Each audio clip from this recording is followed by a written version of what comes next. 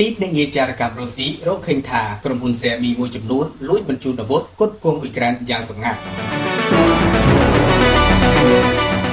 បរទេសយោងតាមការចេញផ្សាយរបស់ RT ទីភ្នាក់ងារស៊ើបការសម្ងាត់បរទេសរបស់រុស្ស៊ីហៅកាត់ថា SVR បានចោទប្រកាន់ក្រុមហ៊ុនការពារជាតិ Serbia ថាបានប្រើប្រាស់ឯកសារមិនពិតនិងភាគីទី3ដើម្បីដឹកជញ្ជូនគ្រាប់កាំភ្លើងធំគ្រាប់រ៉ុកែតនិងគ្រាប់រំសេវអាវុធតូចទៅអ៊ុយក្រែនដោយសម្ងាត់ទីភ្នាក់ងារនេះបានធ្វើការចោទប្រកាន់នៅក្នុងសេចក្តីថ្លែងការណ៍មួយដែលបានចេញផ្សាយនៅលើគេហទំព័ររបស់ខ្លួនកាលពីថ្ងៃពុធដែលមានចំណងជើងថាឧស្សាហកម្មការពារជាតិ Serbia កំពុងព្យាយាមបាញ់រុស្ស៊ីពីក្រោយខ្នងសេចក្តីថ្លែងការណ៍បានអានថាយោងតាមព័ត៌មានដែលទទួលបានដោយ SVR ក្រុមហ៊ុនការពារជាតិ Serbia នៅតែបន្តផ្គត់ផ្គង់គ្រាប់រំសេវដល់ទីក្រុងគីវដោយបំពានលើអព្យាក្រឹតភាពដែលបង្កើតដោយទីក្រុង Belgrade SVR បានអះអាងទៀតថាក្រុមហ៊ុន Serbia បានប្រើប្រាស់វិញ្ញាបនបត្រអ្នកប្រើប្រាស់ចុងក្រោយคล้ายៗដើម្បីបញ្ជូនអាវុធឆ្លងកាត់ប្រទេសប៉ូឡូញសាធារណរដ្ឋឆេកប៊ុលហ្គារីនិងបណ្ដាប្រទេស NATO ផ្សេងទៀតក៏ដូចជារដ្ឋអាហ្វ្រិកប៉ុន្តែមិនបានបញ្ជាក់លម្អិតនោះទេប្រទេសអាហ្វ្រិកមួយណាទីភ្នាក់ងារដដែលនេះបាននិយាយថា